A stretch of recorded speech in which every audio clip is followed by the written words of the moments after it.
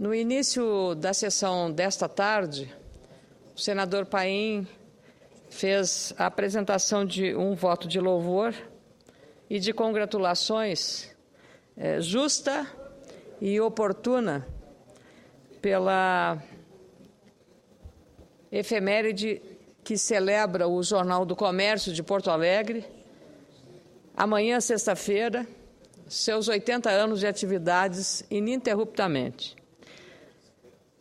Nessa semana também, no dia 21 de maio, tomei a iniciativa, senador Paim, de também propor um voto de louvor ao Jornal do Comércio e à sua direção, na figura do seu presidente Mércio Meleiro, porque, para mim, é muito mais do que isso. Eu trabalhei 7 anos no Jornal do Comércio. Foi o meu início de carreira na mídia impressa. Então, é com grande alegria que também faço esse registro dos 80 anos deste veículo tão comprometido com as questões econômicas, com a cobertura política, de maneira muito equilibrada.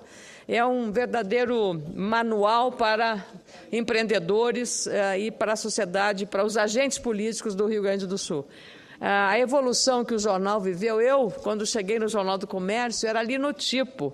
Ainda tinha aquele cheiro de impressão das máquinas a quente. Depois foi evoluindo, passando por essa evolução tecnológica, chegando à cor que tem hoje o jornal, com uma editoria de muito boa qualidade. Então, eu fico muito feliz de, como Vossa Excelência, em nome dos senadores, também reafirmar aí os cumprimentos à direção do Jornal do Comércio, a toda a equipe, porque quando eu cheguei lá, ainda a dona Zaida Jarros, viúva do Genor Jarros, fundador do Jornal do Comércio, estavam lá, também o filho Delmar Jarros e Homero Guerreiro, que já faleceu, que tinham, digamos, a convivência e a gestão e a administração. Hoje, como disse Vossa Excelência, o jornal se profissionalizou e tecnologicamente se ajustou a esta modernização com computadores, uma redação toda informatizada.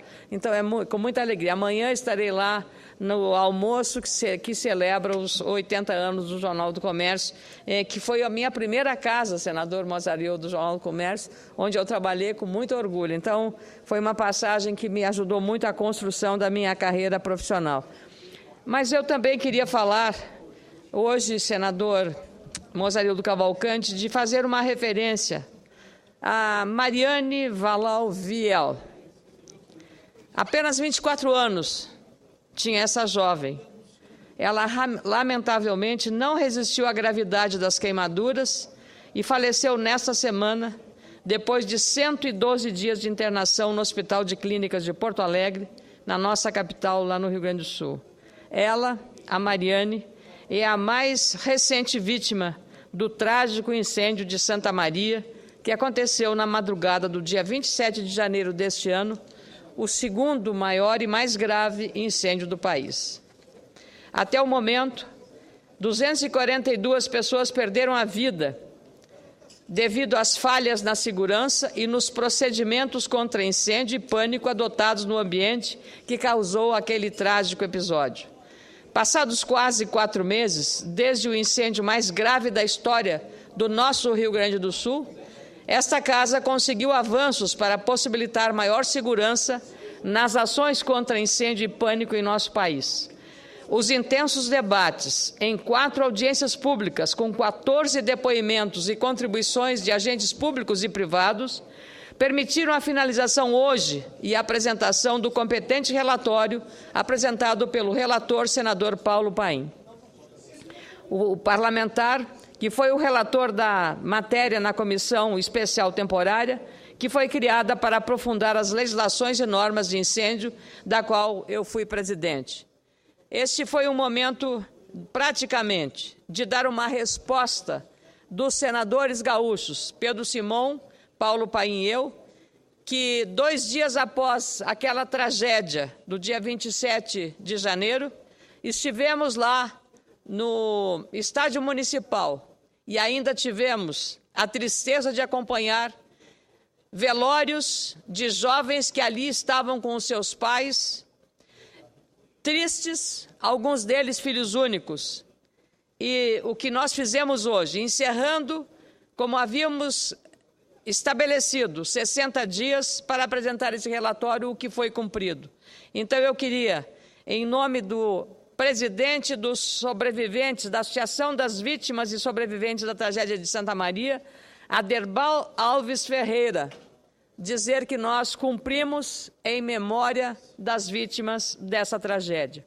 Senador Pedro Simão, senador Paulo Paim e eu, compromisso assumido lá, naquele estádio, naquela hora de tristeza, esse compromisso de trabalhar para fornecer ao país uma regra clara, uma regra simples e singela, que agora foi construída junto com o apoio da Câmara dos Deputados e também do próprio Ministério da Justiça, da Secretaria encarregada dessa matéria. É importante um Código Nacional de Segurança contra Incêndio e Pânico, já em construção pelo Ministério da Justiça. Ajudaremos, sim, na elaboração desse código com as informações colhidas aqui e apresentadas hoje à tarde pelo senador Paim para a votação e deliberação dos integrantes da comissão especial. Iremos contribuir com uma minuta em busca de um código completo. A padronização das normas de segurança contra incêndio e pânico, independentemente da unidade da federação, é necessária para todas as edificações e áreas de risco. Em segundo lugar, não há necessidade de editar um novo projeto de lei no Senado, já que o objetivo é exatamente a simplificação. Vamos propor a regulamentação, como aconteceu com o senador Paim no relatório, das atividades dos corpos de bombeiros militares, civis, municipais e voluntários. Além disso, é importante a padronização dos procedimentos operacionais dos bombeiros militares no país.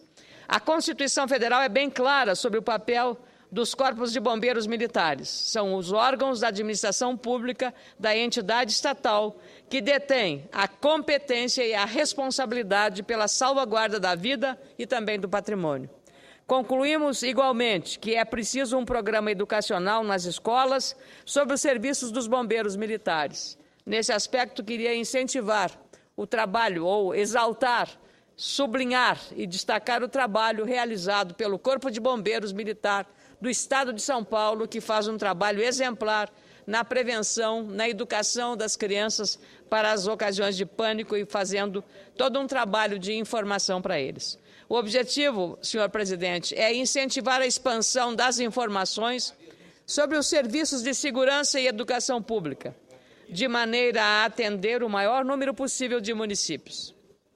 Esse trabalho é de extrema relevância no âmbito das prefeituras para que os efeitos da lei e das normas sejam de fato ampliados. Vivemos atualmente em uma sociedade que não está preparada para enfrentar esses momentos de crise e pânico. A única informação que temos de prevenção é no avião, quando os comissários de bordo nos dizem quais os procedimentos a adotar. Apoiamos também a iniciativa legislativa da Câmara Federal. A comissão externa da Câmara, presidida pelo deputado gaúcho Paulo Pimenta, criada para acompanhar, como fizemos aqui, as investigações sobre o caso da Boate Kiss, já tem um projeto de lei em fase de finalização que servirá de referência para a prevenção e combate a incêndios nos estados e municípios.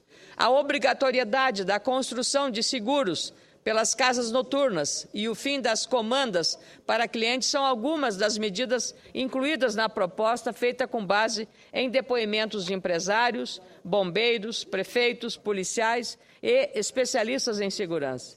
O texto padroniza regras, impõe restrições para o fornecimento de alvarás e responsabiliza bombeiros, gestores e empresários pelo descumprimento das normas. Além das diretrizes de segurança contra incêndio e pânico, é importante lembrar do necessário exercício do poder administrativo de polícia dos bombeiros militares do país de modo uniforme. As divergências entre as corporações precisam ser afastadas para que as atividades de combate a incêndio e pânico sejam mais eficientes. Os bombeiros militares precisam de instrumentos jurídicos e materiais capazes de exigir e viabilizar edificações e áreas de risco seguras. Para facilitar essa organização institucional, as denominações profissionais precisam ser melhor definidas, reservando o título de Corpo de Bombeiro Militar apenas aos agrupamentos oficiais. Os demais profissionais que prestam serviços correlatos devem ser denominados de serviços de bombeiros privados, ou brigadistas privados, ou ainda bombeiros civis, como define a Lei 11.901. A lei deve estabelecer linhas gerais da segurança contra incêndio e pânico para que as normatizações e os detalhamentos técnicos das medidas de segurança sejam feitas pelos corpos de bombeiros militares. Essa sugestão é uma necessidade, considerando que os materiais e equipamentos usados contra incêndio evoluem e se modernizam constantemente. Neste caso, vale ressaltar também a contribuição que os especialistas em construção civil, os engenheiros civis, deram sobre este tema. Quanto às demandas do setor privado, entendemos que é preciso diminuir e muito a burocracia nos diferentes órgãos públicos para licenciamento das atividades das empresas atuantes no setor de segurança, especialmente no quesito incêndio. A necessidade de modernização dos equipamentos disponíveis também foi uma das avaliações dos especialistas do setor privado. Inclusive, ocorreu ontem, aqui em Brasília, evento que lembrou os 100 dias de Santa Maria. Na ocasião, o diretor-geral do Instituto Sprinkle do Brasil, Marcelo Lima, e internacional Russ Fleming, falaram sobre a importância dos trabalhos da Comissão Temporária para levantamento da legislação de prevenção e combate de incêndios no Brasil.